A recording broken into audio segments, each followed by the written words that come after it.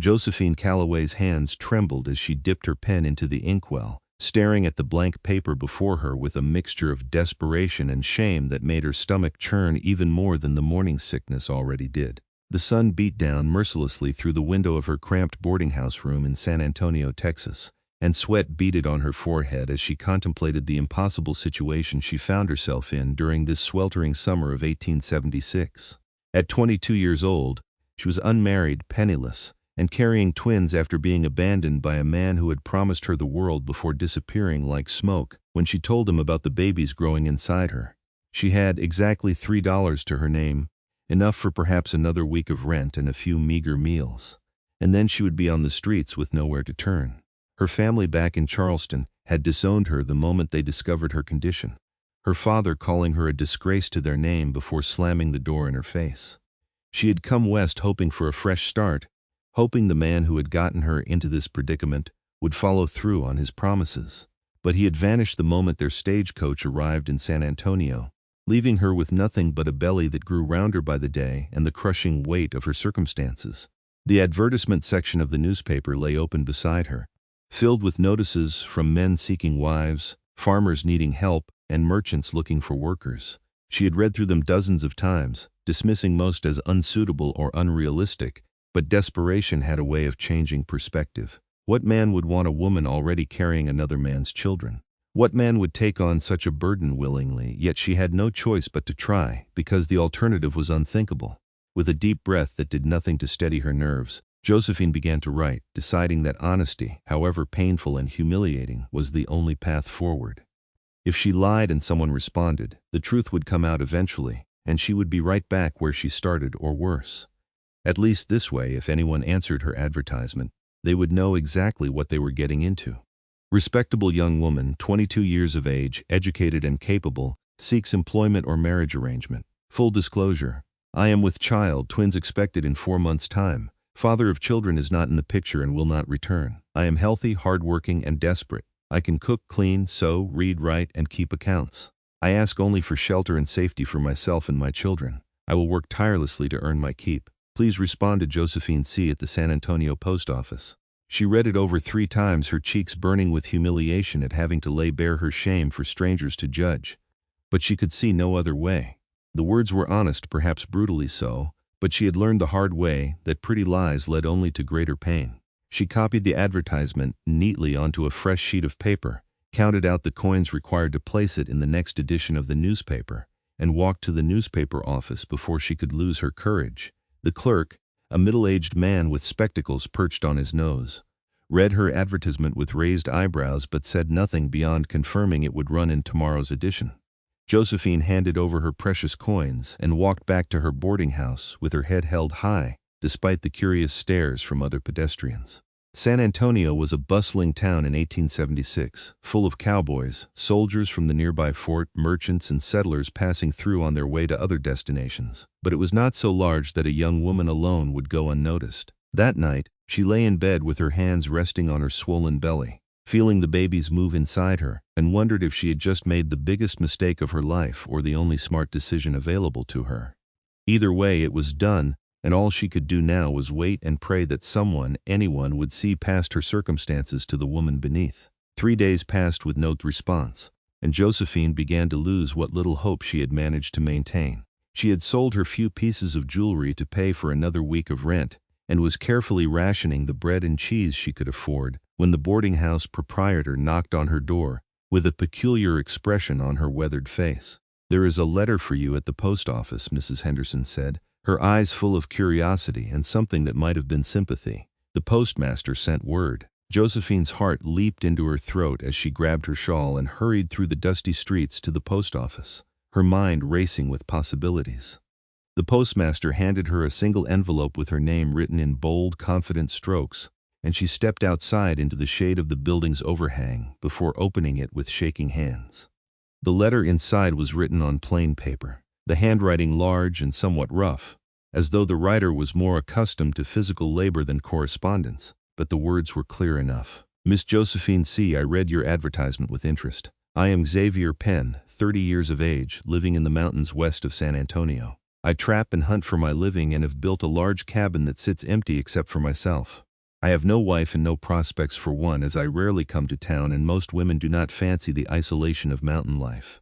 I do not care about your past or the circumstances of your children. Good thing I built big. If you are willing to make the journey, I will provide for you and the twins. I expect honesty, hard work, and respect in return. I am not a gentleman by town standards, but I am honest, and I keep my word. If this arrangement suits you, send word to the trading post in Bandera. They will get a message to me. Xavier Penn. Josephine read the letter 4 times, her emotions swinging wildly between relief, disbelief, hope, and fear. The man's bluntness was almost shocking, but there was something refreshing about it too after all the pretty lies she had endured. He did not make grand promises or flowery declarations. He simply stated facts and offered a solution. Good thing I built big. The phrase made her want to laugh and cry at the same time. But could she trust this? Could she really go into the mountains with a complete stranger, a man who lived isolated from civilization, and put herself and her babies at his mercy? What choice did she have? She had 4 days of rent left, barely any money, and no other prospects. At least Xavier Penn had been honest about his expectations and circumstances. At least he was offering shelter and safety, which was more than she had now. She walked back to her boarding house in a daze, composed a brief reply accepting his offer, and arranged for it to be sent to the trading post in Bandera the very next morning. Then she packed her meager belongings into a single worn carpet bag and waited, trying not to let terror overwhelm her. 6 days later, a man appeared at the boarding house asking for Josephine Calloway. Mrs. Henderson fetched her, and Josephine came downstairs to find the largest human being she had ever seen standing in the parlor, his head nearly brushing the ceiling. Xavier Penn was easily 6 feet 4 inches tall, with shoulders so broad they seemed to fill the doorway, muscled arms visible even beneath his worn shirt, and long dark hair that fell past his collar. His face was tanned and weathered from years outdoors, with a strong jaw covered in several days' worth of beard, a straight nose that looked like it had been broken at least once, and the most startling gray eyes she had ever seen. He wore buckskin pants, heavy boots, and carried himself with the quiet confidence of a man who feared very little. "Miss Calloway," he said, his voice deep and rough like rocks tumbling in a river. "I am Xavier Penn. I came as soon as I got your message. Are you ready to travel?" Josephine found her voice after a moment of staring. "Yes, I am ready. I do not have much." His gray eyes took in her condition without any visible reaction, merely noting the obvious swell of her belly before returning to her face.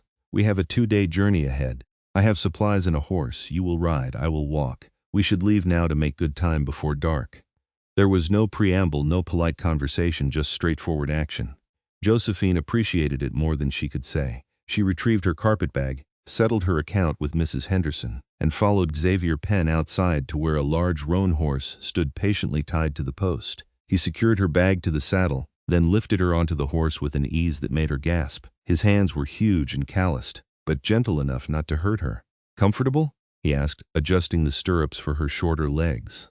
"Yes, thank you." He nodded, took the horse's reins, and began walking west out of San Antonio without another word. Josephine held onto the saddle horn and tried to process what was happening. She was leaving the last vestiges of civilization to travel into the mountains with a man she had met 5 minutes ago. It should have terrified her more than it did, but Xavier Penn had something about him that suggested reliability despite his intimidating size. He had come when he said he would. He was doing exactly what he promised. For now, that would have to be enough. They traveled in silence for the first few hours, following a well-worn trail that led gradually upward into rocky terrain dotted with scrub brush and twisted oaks. The Texas sun beat down mercilessly, and Xavier stopped frequently to offer her water from a canteen, his eyes checking on her welfare without asking intrusive questions. By mid-afternoon, Josephine's back was aching from the unfamiliar position, and she must have made some sound of discomfort because Xavier immediately called a halt. "We rest here," he said, helping her down from the horse with the same careful strength he had shown before. "There is shade by those rocks. Sit, I will prepare food." Josephine sank gratefully onto a flat rock in the shade and watched as Xavier efficiently unpacked supplies, built a small fire, and began cooking something in a battered pan. The smell of bacon made her stomach growl audibly despite her fatigue, and she saw his lips quirk in what might have been amusement. "When did you last eat properly?" he asked, not looking up from his cooking. "Yesterday morning," she admitted. "I have been rationing," he grunted, a sound that could have meant anything, and piled food onto a tin plate that he handed to her along with a fork. Bacon, beans, and some kind of cornbread that was probably left over from his own breakfast. It was simple food, but it was hot and plentiful. and Josephine ate every bite while trying to maintain some semblance of manners. Xavier ate his own portion standing up, his eyes constantly scanning their surroundings with the wariness of someone accustomed to watching for danger. When they finished, he packed everything away, put out the fire, and helped her back onto the horse. "We will stop before dark and make camp properly," he said. "The trail gets rougher from here. Tell me if you need to stop before then." "I will, thank you." They continued westward as the sun began its descent toward the horizon, the landscape growing increasingly rugged and beautiful in a harsh, untamed way. Josephine had never been this far from civilization, and despite her circumstances, she found herself appreciating the wild beauty of the mountains rising in the distance, the endless sky, and the profound silence broken only by bird calls and the steady rhythm of the horse's hooves. As promised, Xavier made camp well before darkness fell, choosing a spot near a small creek with good cover and grazing for the horse. He moved with practiced efficiency, unsaddling the horse, setting up a simple camp and building a fire while Josephine sat on her bedroll and tried not to feel completely useless. "I can help," she offered, struggling to her feet. "You are carrying twins," Xavier said bluntly. "That is work enough. Rest. I do not want to be a burden." He looked at her then, really looked at her, and something in his expression softened slightly. "You are not a burden. You are pregnant and tired from traveling. When we reach the cabin, there will be plenty for you to do. For now, rest." It was a command, but delivered without harshness, and Josephine found herself obeying. She watched him prepare another meal, this time a stew made with dried meat and vegetables that he had obviously packed for the journey. The man was nothing if not prepared. As they ate dinner with the fire crackling between them and the first stars appearing overhead, Josephine gathered her courage to break the silence that had lasted most of the day. "Why did you answer my advertisement?" she asked quietly. "There must have been other women without complications." Xavier was quiet for so long she thought he might not answer, but finally he spoke, his deep voice thoughtful in the gathering darkness. "I have been alone on my mountain for 8 years. I built the cabin thinking someday I might have a family, but the right situation never came along. Town women do not want the isolation. Mountain women are rare. Your advertisement was honest. I appreciated that. Most people lie about what they want and who they are. You told the truth even though it cost you. That matters to me." "But twins," Josephine said, her hand moving instinctively to her belly. "2 children that are not yours, that is a considerable burden to take on." "I built big," he said with the same matter-of-fact tone as his letter, and this time she did laugh, a small sound but genuine. He glanced at her, and she caught what might have been the ghost of a smile on his rugged face. "The cabin has 4 rooms, plenty of space. I hunt and trap enough to provide for more than just myself. Children need raising. I can do that." "You make it sound simple." "It is simple. You need help. I need company. The children need a home. Simple." Josephine wished she had his confidence, but his straightforward approach was oddly comforting. There were no games here, no hidden expectations, just honest needs honestly stated. She could work with that. "What do you expect from me?" she asked. "You mentioned respect and hard work. What else?" Xavier poked at the fire with a stick, his expression thoughtful. "I expect you to pull your weight when you are able. I expect you to be honest with me, always. I expect you to teach the children to read and write since you have education. Beyond that, we will figure things out as we go. I am not looking for perfection. I am looking for partnership. And if it does not work out, then we find another solution. But I keep my word, Josephine. I will provide for you and the twins regardless. You will not be turned out. That is a promise." The use of her first name, spoken in that deep, rough voice, sent an unexpected flutter through her chest. She believed him. Against all logic and reason, she believed this mountain man she had known for less than a day would keep his word. Perhaps it was desperation making her credulous, or perhaps it was the calm certainty in his gray eyes, but she felt safer in this moment than she had in months. "Thank you," she said quietly, "for giving us a chance." He nodded, finishing his stew in silence, and then set about organizing the camp for sleep. He laid out 2 bedrolls on opposite sides of the fire, gave her extra blankets without comment, and settled down with his rifle within easy reach. "Sleep," he said. "I will keep watch first. Nothing will harm you here." Josephine lay down on her bedroll, exhausted beyond measure, and found herself believing that too. With the fire crackling, the stars blazing overhead, and the solid presence of Xavier Penn nearby, she fell asleep more easily than she had in weeks. The second day of travel was harder than the first, as the trail climbed steadily into genuine mountain terrain.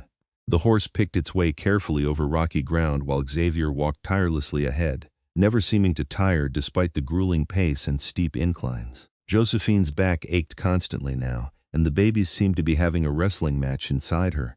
But she bit her lip and endured without complaint. Xavier had enough to deal with without her whining. By mid-afternoon they crested a ridge and Xavier stopped, gesturing ahead with one large hand. "There," he said simply. Josephine looked where he pointed and saw a valley nestled between two mountain peaks, green with grass and trees, with a creek running through it that caught the sunlight like silver ribbon. And there, situated on a gentle rise overlooking the valley, stood a cabin that made her breath catch. It was not the rough shack she had been expecting, but a solid, well-built structure of hewn logs with a stone chimney, a covered porch, and real glass windows that glinted in the afternoon sun. Smaller outbuildings stood nearby, probably a barn and storage shed, and she could see a fenced garden area and what looked like a chicken coop. "You built all this?" she asked, awed despite herself. "Over 8 years," Xavier said, and there was unmistakable pride in his voice. "It is a good place, you will see." They descended into the valley, and as they approached the cabin, Josephine could see the care that had gone into every aspect of its construction. The logs were carefully fitted, the roof was shingled, the porch was wide and welcoming. This was not the rough camp of a wild man. This was a home built with skill and patience by someone who planned for the future. Xavier helped her down from the horse and then opened the cabin door, gesturing for her to enter first. Josephine stepped inside and stopped in wonder. The main room was spacious, with a large stone fireplace, a sturdy table with chairs, shelves lined with supplies and books, and windows that let in ample light. She could see 2 doorways leading to what must be other rooms, and everything was clean and well-maintained despite Xavier living alone. "This is beautiful," she said honestly, turning to look at him. "You have created something truly special here." He looked pleased by her words, though he tried to hide it. "Come, I will show you the rest." There were indeed 4 rooms as he had mentioned. The main living area, a bedroom that was clearly his with a large bed and simple furnishings, another bedroom with a smaller bed and empty shelves waiting to be filled, and a 4th room that was completely empty except for some building supplies stacked in one corner. "I thought we could make the empty room into a nursery for the twins," Xavier said, watching her face carefully. "I can build cribs and whatever else you need. The smaller bedroom is yours. I will not intrude on your privacy." Josephine felt tears prick her eyes at his thoughtfulness. He had been planning for the children's arrival, preparing space for them, thinking ahead to what they would need. This rough mountain man had shown her more consideration in 2 days than her own family had in months.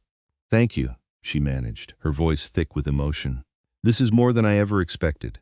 Xavier looked uncomfortable with her gratitude, shifting his weight and glancing away. "I will tend to the horse and supplies. You should rest. There is water in the basin if you want to wash. Food in the larder. Make yourself at home." He left quickly, as though her tears made him nervous, and Josephine found herself alone in the cabin that was now apparently her home. She explored more thoroughly, marveling at the well-stocked larder, the neat organization of supplies, the little touches that showed a man who took pride in his home. There were even books on the shelves, more than a dozen of them, carefully preserved and obviously well read. She washed her face and hands in the basin of cool water, used the privy out back, which was blessedly clean and well maintained, and then returned to the cabin to start learning where everything was kept. If this was to be her home, she needed to know her way around. By the time Xavier came back inside with her carpet bag and armloads of supplies from the horse, she had figured out the basic layout of the kitchen area and was examining the cook stove with approval. "This is a good stove," she said. "Much better than what I had at the boarding house. I traded 6 beaver pelts for it 2 years ago," Xavier said, setting down the supplies. "It was worth every one." That night, Josephine insisted on cooking dinner despite her fatigue, needing to contribute something after 2 days of being cared for. Xavier watched her move around his kitchen with an expression she could not quite read, but he said nothing until she placed a plate of fried salt pork, beans, and biscuits in front of him. "You can cook," he said, and it was not a question. "I can. My mother made sure I learned all the household skills before she stopped speaking to me." "Her loss," Xavier said bluntly, taking a bite of biscuit. "These are good." The simple compliment warmed her more than it should have. They ate in companionable silence, and afterward, Josephine cleaned up while Xavier tended to evening chores. When he came back inside, full darkness had fallen, and she had lit the oil lamps, casting the cabin in warm golden light. "You should sleep," he said, noting the exhaustion she was trying to hide. "The journey was hard. You need rest. What about you?" "I have things to do. I will sleep later." "Go on." Josephine retreated to her new bedroom, which had her few belongings already placed on the dresser, and changed into her nightgown with relief. The bed was comfortable, the blankets clean and plentiful, and through the window she could see stars so bright and numerous they took her breath away. She could hear Xavier moving around in the main room, the sounds of a man banking the fire and securing the cabin for the night, and she felt safer than she had since this nightmare began. She placed her hands on her swollen belly, feeling the babies moving, and whispered to them, "We made it, we are safe now. Everything is going to be all right." For the first time in months, she actually believed it. The next few days established a routine that felt surprisingly natural despite the strangeness of the situation. Xavier rose before dawn to tend animals and check his trap lines, returning by mid-morning with whatever he had caught. Josephine cooked meals, cleaned the already immaculate cabin, and began organizing the empty nursery room with the supplies Xavier brought in from town on his next supply run. He had purchased 2 cradles, which he assembled with quiet efficiency, along with soft blankets, cloth for diapers, and other necessities she would need when the babies came. "How did you know what to buy?" she asked, watching him secure the cradle rockers. "Ask the storekeeper's wife," he said without looking up. "She has 6 children." She made a list. The image of this large, intimidating mountain man asking a town woman for advice on baby supplies made Josephine want to smile and cry at the same time. He was trying so hard in his quiet way to make this work. As the days turned into weeks, Josephine found herself watching Xavier more than she probably should. He was fascinating in his competence. There seemed to be nothing he could not do. He hunted, trapped, tanned hides, butchered meat, repaired anything that broke, and even had a small forge where he could do basic blacksmithing. His strength was breathtaking. She watched him carry logs that should have required 2 men, lift a full water barrel like it weighed nothing, and split firewood with an ease that made the task look simple. But beyond his physical capabilities, she was learning the man beneath the intimidating exterior. Xavier was quiet but not cold. He was thoughtful in ways that surprised her, like when he built a chair with a higher back and arms specifically so she could sit more comfortably with her growing belly, or when he brought her wildflowers one morning because they were blooming in the meadow and he thought she might like them. He never made demands, never pressed her for more than she was willing to give, and treated her with a respect that was both refreshing and slightly heartbreaking, because it made her realize how poorly she had been treated before. One evening, about 3 weeks after her arrival, they sat on the porch watching the sun set over the valley while Josephine mended one of Xavier's shirts. The peaceful domesticity of the moment struck her suddenly, and she found herself speaking before she could think better of it. "I was a fool," she said quietly. "With the father of my children, I was such a fool." Xavier was silent for a moment, whittling a piece of wood into what looked like it might become a toy horse. "What happened? You do not have to tell me if you do not want to, but I will listen if you need to talk." Josephine took a breath, surprised at how much she wanted to tell him. His name was Martin. He was charming, handsome, said all the right things. He promised to marry me, talked about the life we would have together out west. I believed him because I wanted to. My family was overbearing, always controlling everything I did. Martin represented freedom, so when he suggested we leave together before the wedding, I agreed. I thought we would marry as soon as we reached Texas. But he never intended to marry you. No, the moment I told him I was with child, he changed, became cold, distant. When I told him it was twins, he looked horrified. By the time we reached San Antonio, he was gone, took most of our money and vanished. I have no idea where he went, and honestly, I do not care. I just feel stupid for not seeing what he really was. "You are not stupid," Xavier said firmly, setting down his whittling to look at her directly. "You trusted someone who did not deserve it. That makes him the villain, not you the fool. You are kind to say so. I am honest to say so. There is a difference." He paused, seeming to choose his words carefully. "For what it is worth, Martin is the biggest fool in Texas. He had something precious and threw it away. His loss is my gain." Josephine felt heat rise to her cheeks. "You barely know me. I know enough. I know you are honest, hardworking, and brave. You took a chance coming here with a stranger to make a better life for your children. That takes courage. I know you have not complained once about the isolation or the hard living or anything else. I know you make the cabin feel like a home in a way it never did when I was alone. That is worth more than gold to me." She did not know what to say to that, so she said nothing, but something warm and hopeful bloomed in her chest. Xavier returned to his whittling, and they sat in comfortable silence as the stars emerged one by one above them. That night, lying in her bed, Josephine admitted to herself what she had been trying to ignore. She was developing feelings for Xavier Penn, real feelings that went beyond gratitude or security. She liked his quiet strength, his thoughtfulness, his dry humor that emerged occasionally when she least expected it. She liked watching him work, seeing the pride he took in his home and land. She liked the way he spoke to her, always respectful but honest, never talking down to her or dismissing her opinions. It was probably foolish to develop feelings for him. This was supposed to be a practical arrangement, not a romance. But her heart had other ideas, and she found herself hoping that perhaps, given time, he might come to feel something for her beyond simple partnership. The signs were there, small as they were. The way his eyes followed her when he thought she was not looking. The way he always made sure she was comfortable and cared for. The way he spoke about the future, always including her in his plans without assumption but with quiet hope. Maybe, just maybe, this arrangement could become something more. As summer deepened into August, Josephine grew increasingly large and uncomfortable, and Xavier became increasingly protective. He curtailed his trap lines to stay closer to the cabin, insisted she rest more, and worried openly about what would happen when the babies came. "I should bring you back to San Antonio," he said one morning, watching her struggle to stand from the chair.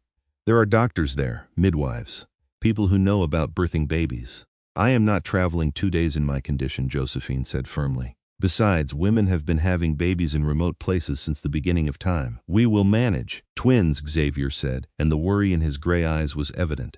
"Twins are different, more dangerous. What if something goes wrong? Then we deal with it." "But Xavier, I am not going back to San Antonio. This is my home now." The words came out without thought, but once said she realized they were true. This cabin, this valley, this life with this man had become her home in a way Charleston never had. "I trust you to help me through this. I have never birthed babies before, and I have never given birth before. We will figure it out together." He did not look convinced, but he stopped suggesting San Antonio. Instead, he rode to the trading post in Bandera and came back with medical supplies, clean cloth, and a book on midwifery that he studied with fierce concentration every evening. "Listen to this," he would say, reading passages aloud about the stages of labor, potential complications, and how to care for newborns. Josephine found his determination endearing, even as she tried not to think too hard about the actual process ahead of her. One hot afternoon in mid-August, Josephine was resting on the porch when she felt the first real contraction, different from the practice ones she had been experiencing for weeks. She gasped, gripping the chair arms, and Xavier was at her side instantly. "What is wrong?" "I think it is time," she managed, breathing through the pain. "The babies are coming." Xavier's face went pale beneath his tan, but his voice was steady. "All right, let us get you inside to the bedroom. Tell me what you need." The next hours were a blur of pain, effort, and Xavier's calm presence beside her. He followed the instructions from his book, brought water and clean cloths, held her hand when the contractions were worst, and never once looked like he might panic, even though she could see the fear in his eyes.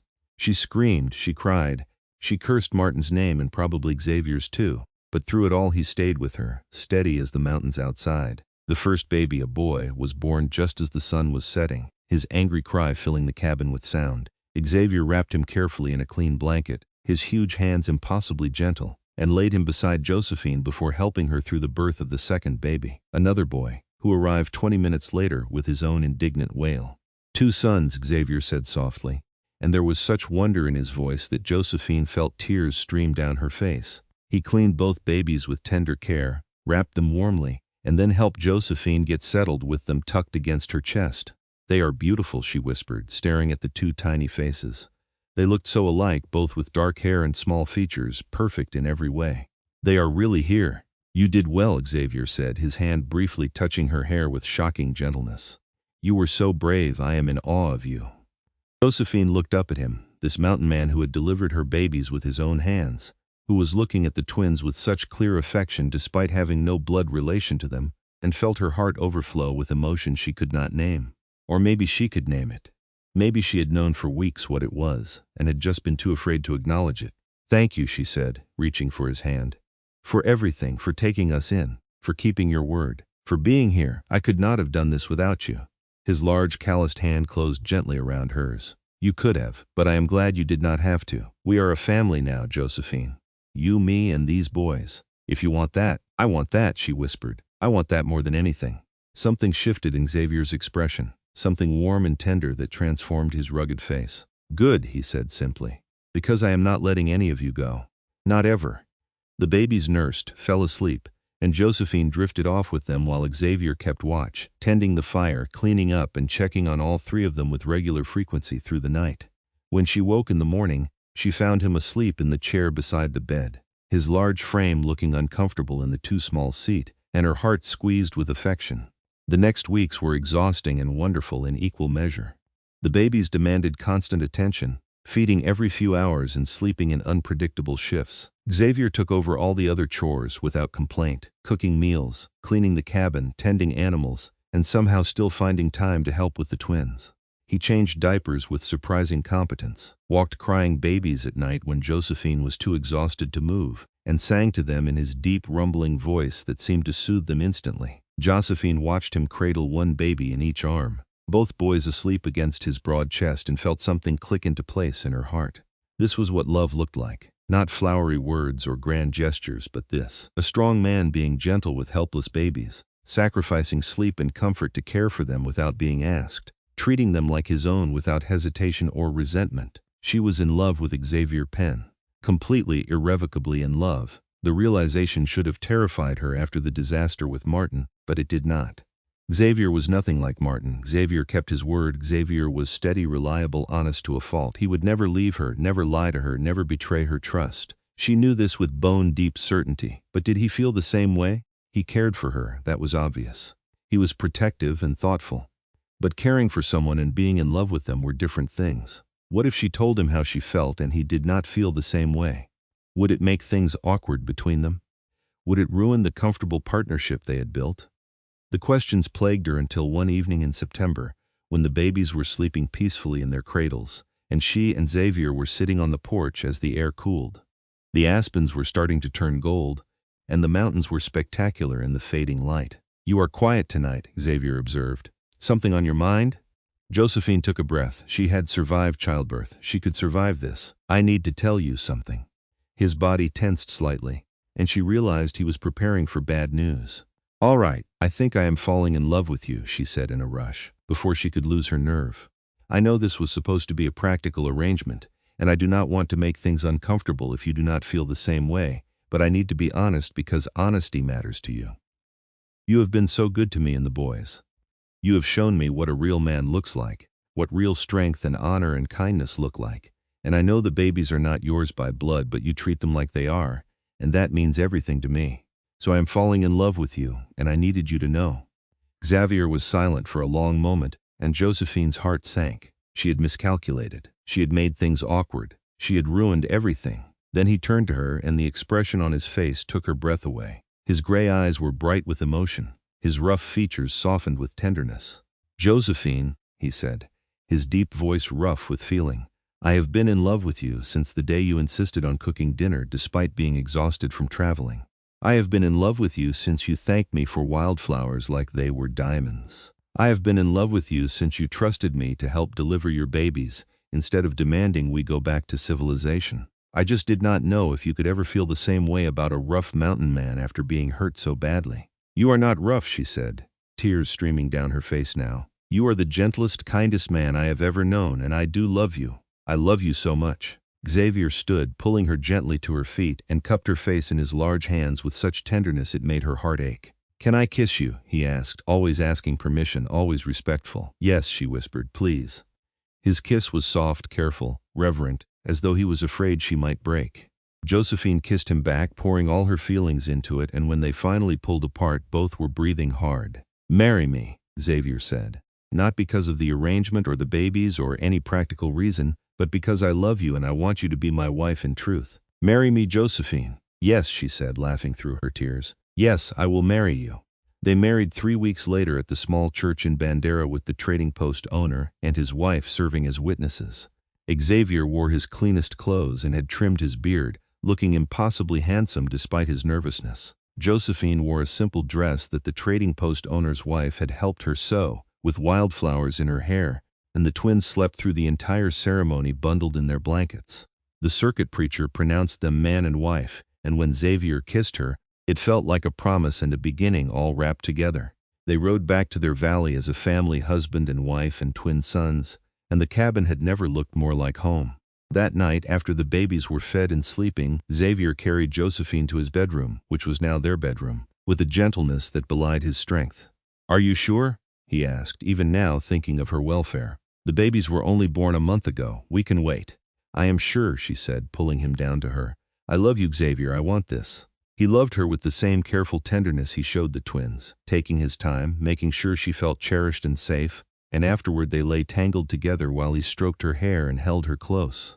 I never thought I would have this, he murmured into the darkness. A wife I love, sons, a real family. I thought I would live and die alone on this mountain. You are not alone anymore, Josephine said, pressing a kiss to his broad chest. You have us. Always, always, he agreed, and she heard the promise in his voice. The winter that followed was harsh, with deep snows that isolated them completely. But inside the cabin they had everything they needed. The twins grew and thrived, developing distinct personalities. Thomas was quieter, more observant, content to watch the world around him. James was more active, always squirming and babbling, demanding attention. Xavier adored them equally, playing with them for hours, carving toys, and telling them stories even though they were too young to understand. Josephine taught him to read better, sitting with him by the fire in the evenings and working through the books on his shelves. In return, he taught her about the mountains, the animals, the rhythms of the seasons. They talked about everything and nothing, learning each other's histories, dreams, fears, and hopes. I want more children, Xavier said one night as they lay in bed. With you, if you are willing, brothers and sisters for the twins. I want that too, Josephine said, smiling in the darkness. A whole cabin full of children. Good thing I built big, he said, and she laughed, recognizing the phrase from his original letter. You did indeed. Spring came eventually, as it always did, and with it came new life.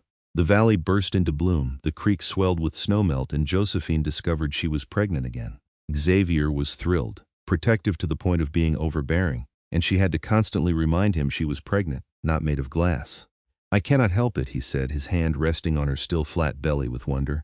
This one is mine and yours. I am terrified and excited in equal measure. You were wonderful with the twins, she reminded him. You will be wonderful with this baby too. Their daughter was born in November during the first snowfall, and Xavier cried when he held her for the first time, this tiny girl with her mother's features and her father's gray eyes. They named her Grace because she was exactly that, a Grace they had not known they were missing. The twins, now over a year old and toddling around causing mischief, were fascinated by their baby sister. Xavier patiently supervised their attempts to help, teaching them to be gentle, showing them how to make her smile. We are blessed, Josephine said one evening, watching her husband with all 3 children, the twins climbing on him like a mountain while he held Grace carefully in one arm. So incredibly blessed, we are, Xavier agreed, his eyes meeting hers across the room with such love it made her breath catch even after all these months. I have everything I ever wanted right here in this cabin. Years passed in their mountain valley, marked by the changing seasons and the growing children. 2 more babies came, another boy and another girl, and the cabin that Xavier had built large enough for a family he hoped someday to have was filled with noise and laughter and love. The twins grew tall and strong like their stepfather, who they called father without hesitation because he was the only father they had ever known. Grace was her daddy's shadow, following him everywhere, learning to trap and hunt and track. The younger 2 were still small but already showing their own distinct personalities. Xavier expanded the cabin, adding another room because 5 children required more space than 4. He taught the boys to hunt and trap, to respect the land and live off it sustainably. He taught the girls to shoot and ride, determined they would be capable and self-sufficient. Josephine taught them all to read and write, using the books Xavier kept collecting from his trips to town, and the cabin became a place of learning as well as love. The outside world changed, Texas grew more settled, towns expanded, but in their valley time seemed to move differently, measured not by calendars but by children's milestones and seasonal rhythms. They were happy in their isolation, needing nothing more than each other. One evening in the summer of 1886, 10 years after Josephine had placed that desperate advertisement in the San Antonio newspaper, she and Xavier sat on the porch as they had done countless evenings before. The twins, now nearly 11, were fishing at the creek with Grace. The younger 2 were already asleep inside. Do you ever regret it? Xavier asked, his arm around her shoulders. The isolation? The hard living? You could have had an easier life in town. Josephine looked at him, this man who had saved her when she had nowhere to turn, who had loved her children as his own, who had given her more children and a life so full of love it sometimes overwhelmed her, and smiled. Not for one single moment, she said firmly. This is exactly the life I was meant to have. You are exactly the man I was meant to love. Everything that happened, all the pain and fear and desperation, it led me here to you. I would not change a single thing. Xavier kissed her softly, the same tender kiss he had given her on their wedding day, and she leaned into him, feeling utterly content. "I love you, Josephine Penn," he said against her hair. "I love you too, Xavier Penn, always and forever." From the creek came the sound of children laughing, and they both turned to watch their family, their legacy, their joy. The twins had apparently caught a fish, and Grace was celebrating with them, jumping around in excitement. The mountains rose around them, eternal and protective, and the setting sun painted everything in shades of gold. Xavier had built big, both the cabin and the life within it, and Josephine thanked God every day for the desperation that had driven her to honesty, and for the mountain man who had responded with a simple truth that changed everything. "Good thing I built big." The advertisement that had seemed like her last desperate hope had become the beginning of everything beautiful in her life. She had arrived at this cabin pregnant, penniless, and alone. She had found a partner, a lover, a husband, and a father for her children. She had found home. 10 years later, their story was still being written in the laughter of children, the quiet moments on the porch, the everyday acts of love and partnership that built a life. And Josephine knew, with the same bone-deep certainty she had felt when she first read Xavier's letter, that their story would continue to be written for years to come. Each day another chapter, in a love that had started with honesty and grown into something unshakable. On a crisp autumn day in 1888, with Thomas and James now 12 and helping their father with the trap lines, Grace turning 9 and already an excellent shot, and the younger children growing like weeds, Josephine discovered she was pregnant again. Xavier was delighted as he always was, though he worried as he always did. "Another baby," he said, his large hand gentle on her belly. "Number 6, we might need to build even bigger." "We might," she agreed, laughing. "But you have the skills for it." This pregnancy was different from the others, harder on her body now that she was in her early 30s and had already borne 5 children. Xavier noticed, of course he noticed, and he insisted she rest more, take things easier, let the older children help with the chores. "I am fine," she protested. "Women have been having babies since the beginning of time." "Not my woman," Xavier said firmly. "You rest, that is not a request." His protectiveness would have been annoying if it were not so clearly rooted in love. So she rested, let Grace help with cooking, let the twins take on more responsibilities, and focused on growing this new life inside her. The baby, another boy, was born in May of 1889 during a thunderstorm that shook the cabin walls. Xavier delivered him as he had delivered all the others except the twins, his hand steady and sure, and when their son let out his first cry, Xavier's eyes were wet with tears. "Another miracle," he said softly, cleaning the baby and wrapping him carefully before placing him in Josephine's arms. "You give me miracles, Josephine." "We give them to each other," she corrected, stroking the baby's dark hair. He had Xavier's features. She noted with delight the strong nose and determined chin. Their first son together had his father's face. "What should we name him?" "What about Samuel?" Xavier suggested. "After my grandfather, he was a good man." "Samuel Penn," Josephine said, trying it out. "I like it." "Hello, Samuel. Welcome to your very large family." The older children were entranced with their new brother, the twins especially protective, Grace insisting on helping with everything, and even the middle children wanted to hold him and help care for him. The cabin was full to bursting with love and noise and activity, exactly as Xavier had hoped when he built it all those years ago. That night, after Samuel was fed and sleeping, after the other children were tucked into their beds, Josephine and Xavier lay together in the darkness and talked as they often did. 6 children, Xavier said wonderingly. "When I answered your advertisement, I thought I would be helping you raise 2. Now we have 6. I am the richest man in Texas." "You are ridiculous," Josephine said affectionately. "But I love you anyway, good. Because I am never letting you go. You are stuck with me forever, Mrs. Penn. That was always the plan, Mr. Penn." They fell asleep tangled together, as they always did, and outside the summer rain nourished the valley that had become their haven from the world. The years continued their steady march. The twins grew into strong young men, taking on more and more of the responsibility for the trap lines and hunting, giving Xavier more time to spend with the younger children. Grace, now a young woman herself at 14, was courted by several young men from town, but she showed no interest in leaving the valley yet. "I want what you and Father have," she told Josephine one day while they worked together in the garden. "Real love, not just convenience. I can wait until I find it." "Your father will be relieved to hear that," Josephine said, smiling. "He is not ready to let you go." "I am not ready to go yet," Grace said simply. "This is home." Thomas met a girl in Bandera on one of their supply runs, a quiet, kind young woman who worked in her father's store. He was 17 now, old enough to court properly, and he brought her to meet the family with obvious nervousness. Xavier took Josephine aside after the visit. He is serious about her, I can tell. Our boy is growing up. He is, Josephine agreed, feeling the bittersweet pang of watching her children mature. The twins were not really hers by blood, but they were hers in every way that mattered. She had raised them, loved them, watched them grow from babies into men. Are you ready for weddings and grandchildren? No, Xavier said honestly. But I suppose I do not get a choice in the matter. They will grow up whether I am ready or not. Thomas married his sweetheart when he was 19, and they built a small cabin on the other side of the valley with Xavier's help. Soon enough, Josephine was a grandmother, holding Thomas's daughter with wonder and delight while Xavier looked on with misty eyes. Our grandson's daughter, he said. That makes me a grandfather. When did we get old, Josephine? We are not old, she protested, though she was 40 now and he was 48. We are seasoned. Seasoned, he repeated, laughing. I like that. Seasoned like good leather. James followed his brother's example 2 years later, marrying a girl from another mountain family and settling nearby. Grace finally accepted a proposal from a young rancher who proved himself worthy through sheer persistence and genuine love. The younger children were still at home, but the cabin felt emptier with the oldest 3 gone, even though they visited frequently. The nest is emptying, Josephine said one evening, sitting on the porch with Xavier as they had done for over 15 years now. I do not know how I feel about that, proud.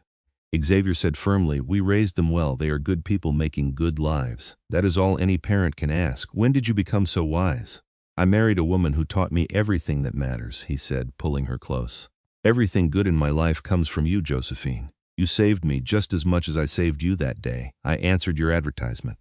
We saved each other, she corrected, as she always did when he gave her too much credit. That is how it works when people really love each other. In 1898, 22 years after they met, Xavier and Josephine celebrated their anniversary by taking a trip to San Antonio, leaving the younger children with Thomas and his family. It was Josephine's first time back in the city since she left as a desperate pregnant woman, and everything had changed. The town had grown, expanded, modernized. Electric lights were being installed on some street. Automobiles, still rare, could occasionally be seen puttering along. They stayed in a hotel, a novelty after so many years in their cabin, and wandered the streets hand in hand like newlyweds. Xavier bought her a beautiful dress from a shop, insisting she deserved something fine. She bought him a new rifle, top of the line, because his old one was wearing out. Do you remember the boarding house where I was staying? Josephine asked, standing on the street corner trying to orient herself. I think it was around here somewhere. They found it eventually, though it had been renovated and expanded. Mrs. Henderson had long since passed away, according to the current proprietor. Josephine stood looking at the building where she had written that desperate advertisement and felt the weight of time and change. That was another life, she said softly. Another person, almost. I barely recognize who I was then. You were a brave woman doing what needed to be done to protect her children, Xavier said. Same as you are now. The circumstances changed, you did not. They returned to their valley a week later, laden with gifts for the children and grandchildren, and the cabin welcomed them home like an old friend. Their younger children, now teenagers, greeted them with enthusiasm, and that night the house was full of family as everyone gathered for dinner. Josephine looked around the table at the faces she loved. The family she and Xavier had built through love and determination and sheer stubborn refusal to give up, and felt her heart overflow with gratitude. Thomas and James sat with their wives and children. Grace had brought her husband and their baby son. The younger children were arguing good-naturedly about something, and Xavier, her Xavier, sat at the head of the table looking like a king surveying his kingdom, content and proud and happy. This was what love looked like. Not the pretty lies and empty promises of her youth, but this: commitment, partnership, children and grandchildren, a life built one day at a time through good times and hard times and everything in between. After dinner, after the family had gone home and the younger children had gone to bed, Josephine and Xavier sat on their porch under the stars as they had done countless times before. I have been thinking, Xavier said, his arm around her shoulders in the familiar, comfortable way of long marriage, about that advertisement you placed all those years ago, about how terrified you must have been, how brave you had to be to tell the truth like that. I had no choice, Josephine said. I was out of options. You had choices. You could have lied, tried to trick someone into marriage without knowing about the babies. You could have given the twins up when they were born. You chose the hard path because it was the honest one. That is what made me respond to your advertisement. Not the circumstances, but your courage in facing them honestly. And you responded because you are a good man, the best man. You took on another man's children and loved them as your own without hesitation. They are my own, Xavier said firmly. Blood does not make a family. Love does. Thomas and James are my sons just as much as Samuel and the others. You know that. I do know that. They know it too. You are the only father they have ever known, and they could not have asked for a better one. They sat in comfortable silence, watching the stars, feeling the mountain breeze, content in the life they had built. 22 years had passed since Xavier had written, "Good thing I built big," in response to her desperate advertisement. He had indeed built big, not just the cabin but the family, the life, the love that filled every corner of their existence. The new century arrived with celebration and anticipation. Their youngest children were nearly grown now, making plans for their own futures. More grandchildren arrived regularly, and the valley became a gathering place for the extended family on holidays and special occasions. Xavier built another cabin for their youngest son, who wanted to stay in the valley and continue the family tradition of mountain living. "We are starting a dynasty," Josephine joked, watching yet another cabin go up. "The Penn family empire." "Not an empire," Xavier corrected, his gray hair now more silver than dark but his strength still formidable at 60. "A family, a real family built on love and honest work. That is worth more than any empire." On a perfect spring day in 1903, they gathered the entire family for a photograph, something Josephine had insisted on after seeing photographs become more common in town. A traveling photographer came to the valley with his equipment, and they all assembled in front of the original cabin, 3 generations of Penns. Xavier and Josephine sat in the center, surrounded by their 6 children and their spouses, 14 grandchildren ranging from infants to teenagers, and the great-grandchild that Thomas's daughter had recently given birth to. 24 people in total, all connected through the love that had started with a desperate advertisement and a mountain man's honest response. "Say cheese," the photographer called, and they all smiled, a moment frozen in time forever. That night, exhausted but happy after a day of celebration, Josephine and Xavier lay in their bed, the same bed they had shared for 27 years now, and talked quietly in the darkness. "We did good," Xavier said simply. "Look at what we built. Not just the cabin, but all of it, the family, the life. We did good, Josephine." "We did," she agreed, her hand finding his as naturally as breathing. "Better than good. We built something beautiful from desperate circumstances. We proved that love can grow in the most unlikely places." "I would answer that advertisement again in a heartbeat," Xavier said, knowing everything that would come after, all the hard times and good times and everything between. "I would do it all again just to have this life with you. I would write it again," Josephine whispered.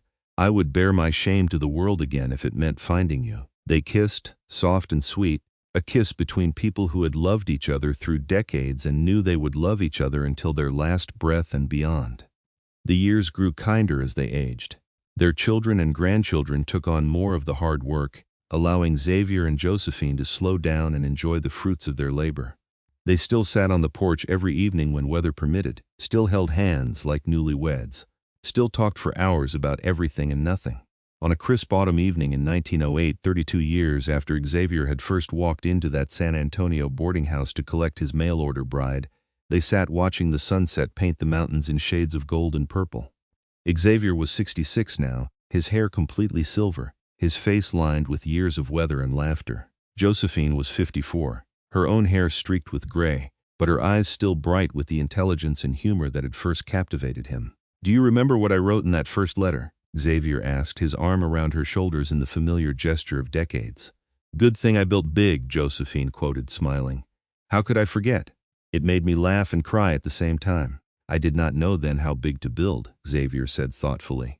"If I had known we would have 6 children, 14 grandchildren, and 2 great-grandchildren so far, I might have built bigger still." "The cabin is plenty big," Josephine assured him. "It has held all our love and then some. You built exactly what we needed, Xavier." "You always did." "We built it together," he corrected gently. "Everything we have, we built together. That is how marriage is supposed to work." From the nearby cabins came the sounds of family, children playing, adults talking, the daily rhythms of life continuing. The valley that had once held only one lonely man now teemed with life and love and legacy. The Penn family had put down roots deep in these mountains, and those roots would continue long after Xavier and Josephine were gone. But that was a thought for another day. For now they were here, together, watching the sun set on another beautiful day in the life they had built from honesty, courage, and love. "I love you." "Josephine Penn," Xavier said, the same words he had spoken countless times but which never lost their power. "I love you too, Xavier Penn," she replied, the same words she would speak until her last breath. "Thank you for answering my advertisement. Thank you for building big. Thank you for loving me and our children and our life together. Thank you for everything. Thank you for being brave enough to tell the truth," Xavier said. "Thank you for trusting me. Thank you for making this cabin a home and my life complete. Thank you for choosing me." They kissed as the last rays of sunlight faded, two people who had found each other through desperate circumstances and built something unshakable from honest foundations. A mail-order bride and a mountain man who proved that love could conquer any obstacle, overcome any shame, and build a legacy that would last generations. The mountains stood eternal around them, witnesses to their love story, guardians of the valley that held their family. And in that moment, as stars began to appear overhead and the first cool breeze of evening swept down from the peaks, Josephine and Xavier were exactly where they were always meant to be. Together, home, surrounded by the love they had nurtured and grown for over 3 decades. Their story had started with words on paper, an advertisement born of desperation and a response born of loneliness. But it had become so much more, a testament to the power of honesty, the strength of commitment, and the endless possibilities that exist when two people choose to build something together. "Good thing I built big," Xavier had written all those years ago, and Josephine, looking at the life spread out before them in cabins and children and grandchildren and great-grandchildren, at the man beside her who had kept every promise and exceeded every hope, could only agree. He had indeed built big. They both had. And the legacy of that building would echo through the mountains for generations to come. A love story for the ages begun in the Wild West of 1876 and continuing strong into the new century and beyond. The end was not written yet, would not be written for years still, and that was exactly as it should be. Love like theirs did not end. It only grew stronger, deeper, more rooted with every passing year, every shared sunset, every moment spent together in the home they had made and the life they had built.